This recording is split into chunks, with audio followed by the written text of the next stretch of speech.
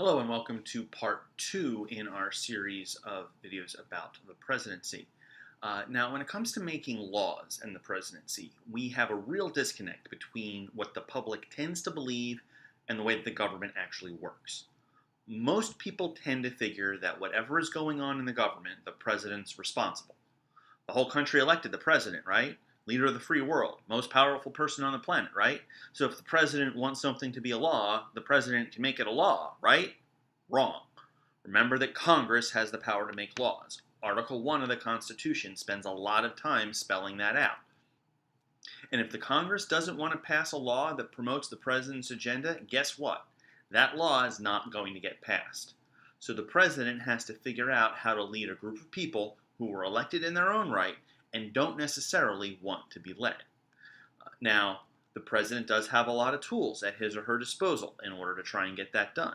The president can stop a lot of laws by using the veto power, because Congress needs 2/3 of both houses to agree to override a veto, and that is a very difficult level of support to reach.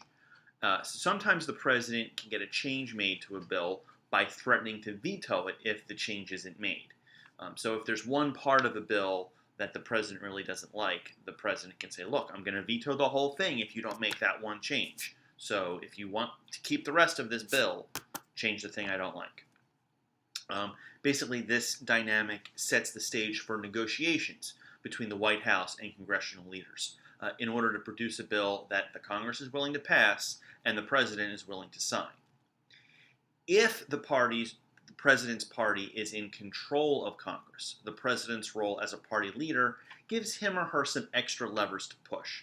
Members of Congress know that if the president is popular, other members of the president's party will also be popular, and that the same goes the other way around. So members of the president's party will want to pass legislation that makes the president look good, and they may be willing to go along with something that doesn't thrill them if the president asks. Of course, if the opposition party controls Congress, then this option is not going to be available, and in fact, this logic might work the other way. The opposition party in Congress has an incentive not to pass bills that are going to make the president look good. So that's a factor that the president might have to deal with. Now, in the past, there was a lot of thought that regardless of party, Congress would be less likely to oppose legislation supported by a popular president, and more likely to oppose legislation that's supported by an unpopular president. That idea has been tested a lot recently, in part because party loyalty has become a lot more important.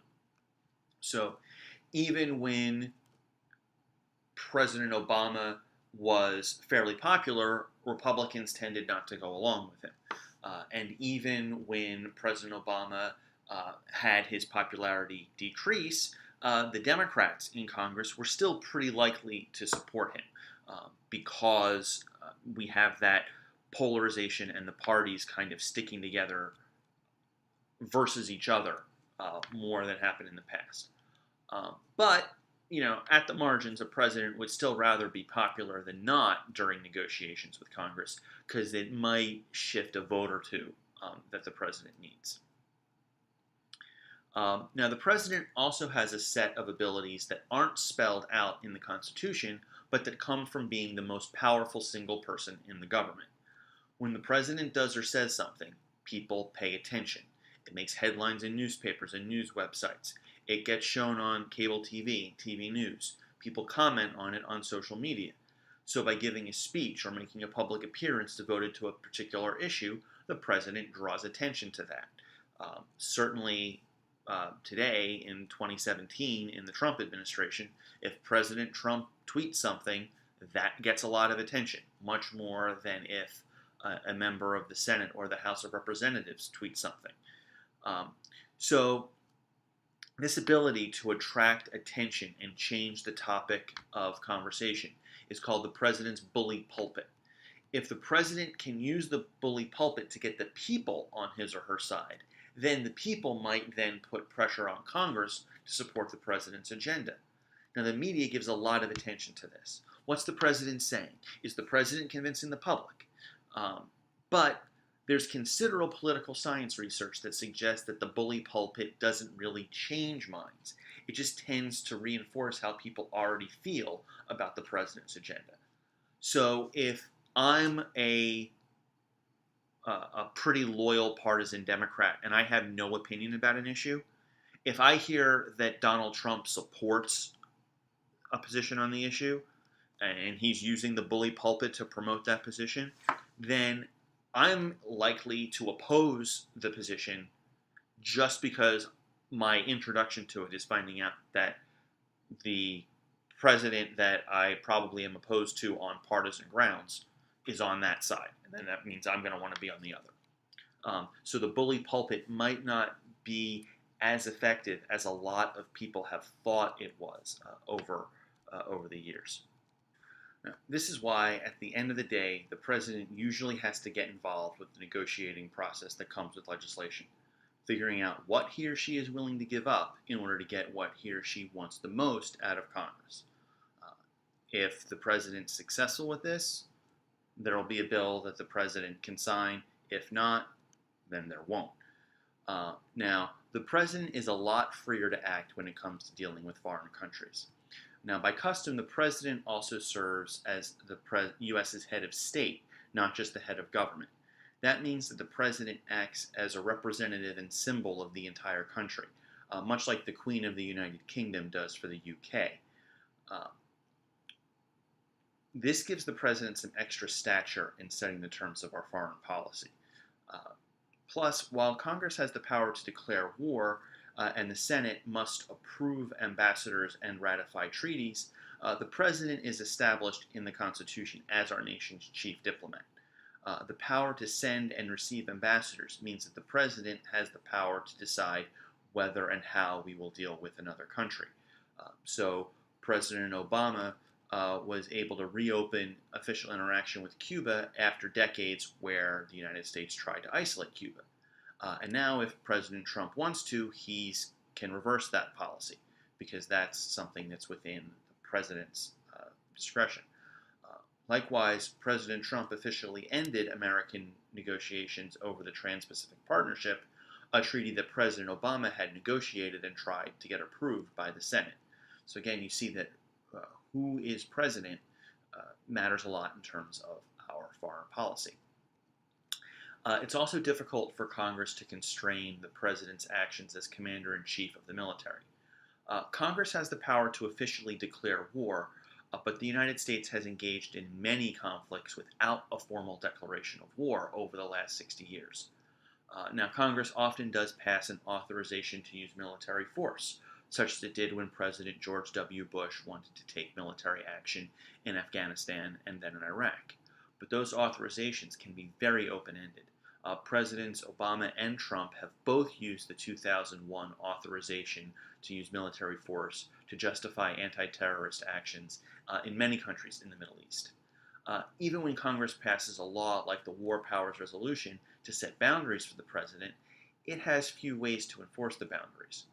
Congress could threaten not to fund the president's military activities, but very few in Congress want to be accused of not supporting the military, so Congress usually won't follow through on a threat like that.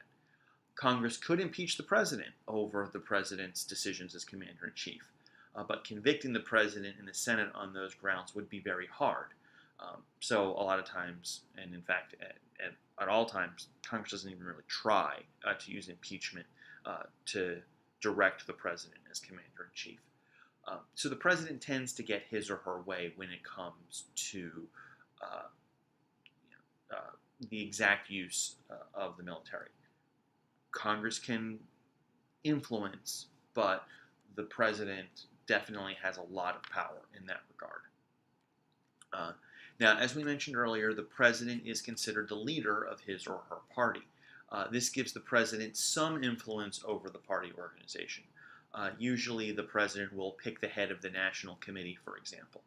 But this is an unofficial role, and the president doesn't have any formal power to force the party organization to do what he or she wants.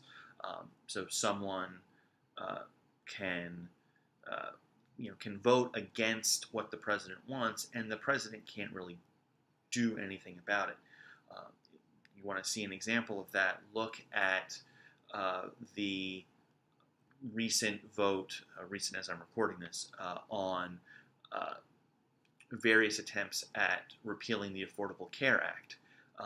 Three Republicans opposed President Trump's desire for some kind of Affordable Care Act repeal to get passed in the Senate, and you know, President Trump would make comments about that, talk about how unhappy he was about it, but he can't force senators to vote in a way that they don't want to vote. So before we wrap here, let's talk about some final terminology that comes up when talking about the president and popularity. We talked about how the president's popularity or lack thereof can affect his or her ability to push legislation through. Now today, we have pollsters, and pollsters have developed methods of tracking the president's popularity. Two ways of doing this are job approval and favorability ratings. The first is based on the question, do you think the president's doing a good job? Hence, job approval. The second is based on the question, do you have a good or favorable opinion of the president? These are related, but not exact. Someone might think the president is a good person, and so they have a favorable view of the president, but they might not like the policies, so they disapprove of the job. The same thing can go the other way around. I like what this president is proposing, but I don't think the president is a good person. So I approve of the job, but I don't approve personally. I don't have a personally favorable opinion. Now, in terms of a president's ability to be reelected, the job approval rating is more significant than the favorable rating. If the president has a high job approval rating, the president will probably be reelected. If the president has a low job approval rating, the president will probably not be reelected. But obviously, a president would prefer both numbers to be higher than lower. So that wraps up this sort of overview of the presidency. And in the next chapter, we will be getting into the budgeting process. Until then, I'll leave you with these questions for thought and discussion.